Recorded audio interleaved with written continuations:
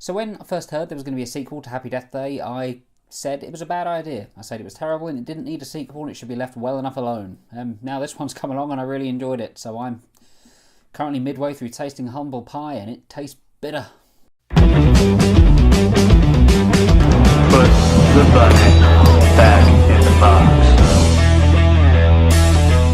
Starring amongst others Jessica Roth, Israel Broussard, Rachel Matthews, Phil Vu and Suraj Sharma, directed by Christopher Landon off of a screenplay that he wrote. This is my review for Happy Death Day to You. And if you enjoyed this review, please do hit like and subscribe, because every time somebody does, it makes me smile. Happy Death Day to You picks up immediately after the first Happy Death Day and once again focuses on Jessica Roth's character Tree, which is short for Teresa, it's not just a weird name, as she is forced to relive the day over and over. Only this isn't another day that she has to relive, this is the exact same day she was stuck in before that she's now reliving again, only this time the circumstances are quite different and a lot more personal for Tree. And as well in this one, we get a bit of the meaning and the explanations to how this whole time loop thing occurred in the first place. And with that comes more complications. And basically this is much like the first Happy Death Day, but just a lot more to it. It's a lot more involved and a lot more complicated. And that's probably the bit I'm going to focus on first, because I'm kind of on the fence with how I feel about this one, because on the one hand, I mean, I'll say it now, I really enjoyed Happy Death Day to You. I really did. And I'll get into why in a minute, but there's one very, very key factor in this one as to why I enjoyed it as much as I did. But overcomplicating things isn't something I like that movies do. And after watching the first one, I never found myself wanting to know why the time loop happened. Like, I was just happy enough accepting that it did. It happened for whatever reason, and we're dealing with the consequences of it. I didn't need to find out the inner workings of it and how this thing came about, but that's what this movie does. It shows us who's behind it, inadvertently. It shows us what happens now. It shows us everything going a bit weird and peculiar and strange. I mean, this delves into sort of sci-fi territory that I really wasn't expecting, because I went into this movie quite blind. So I'm not going to say what this movie's about in a lot of ways, because the surprise is part of the fun, I think, for me. But it deals with a lot of topics and a lot of themes and a lot of science fiction that is beyond what the first one did in quite some way. And I think your enjoyment level will just be how accepting you are of those, because when they try to explain things, it kind of makes the whole premise feel a little bit more hokey in a way. We get an explanation as to what caused it, but in finding that out, it seems a bit silly. And this movie is silly, but a different sort of silly to how the first one was. But that's not to say I don't think it was the right way to do it, because you don't just want to repeat the first film, and this doesn't. I've seen a lot of reviews since I've watched it that have said that this does just take what the first one did and just do it again. And I don't think it does. I mean, at its core, yeah, it's another Groundhog Day, she's stuck in the same day again. So it does, you can't deny that, but it throws so many different things at the screen at this one, and so many different ideas and so many twists on what we saw before, that it feels almost as fresh and original as the first one did. And part of the reason it works quite as well as it does is, once again, Jessica Roth.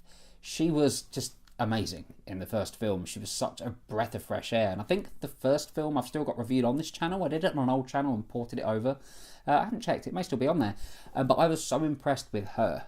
She seemed like the perfect person to play Tree, and once again, she steals the show. She steals the entire movie, because she just delivers everything that she needs to.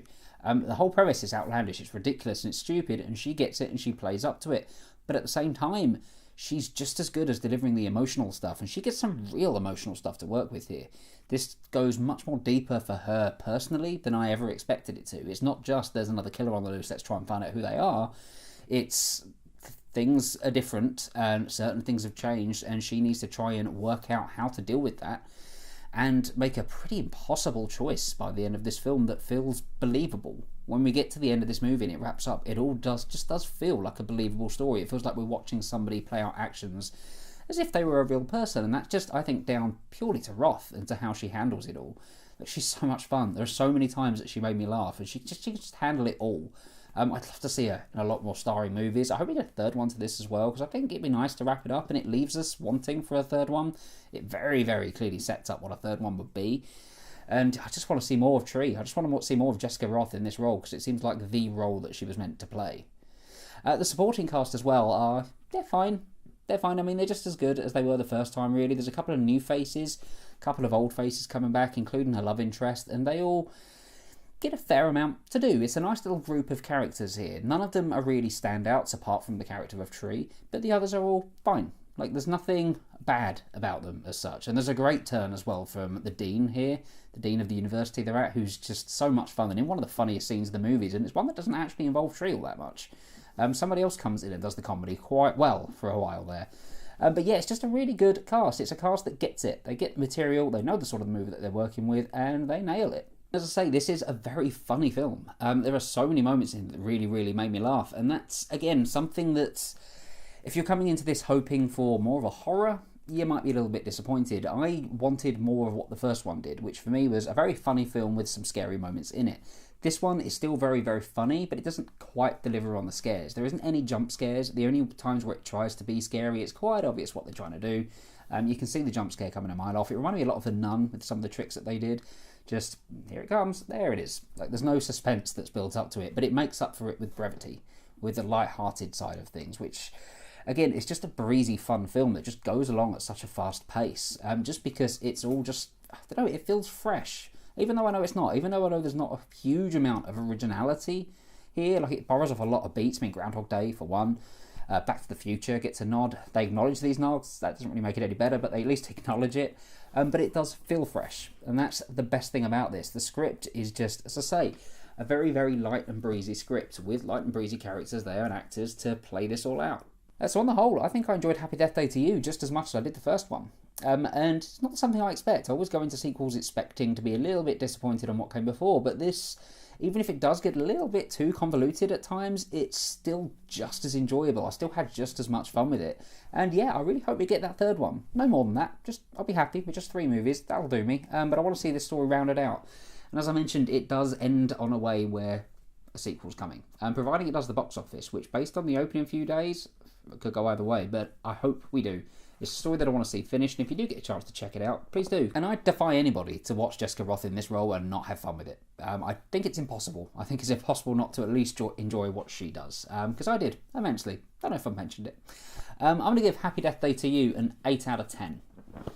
Have you seen Happy Death Day to You? If so, let me know what you think about it in the comments below. Let me know what your thoughts on the first one are as well. And what's your favourite time travel-y type thing? For me, The X-Files, the episode Monday, is one that always sticks out to me, apart from obviously the obvious, which is Groundhog Day. But yeah, let me know what yours are in the comments below as well. Do hit like and subscribe if you enjoyed this video and you want to see more, such as Fighting for My Family, which a review will be up on Tuesday for that one. You can follow me on Twitter too, @JoeJulians. Thank you very much for watching, and I will see you on the next video.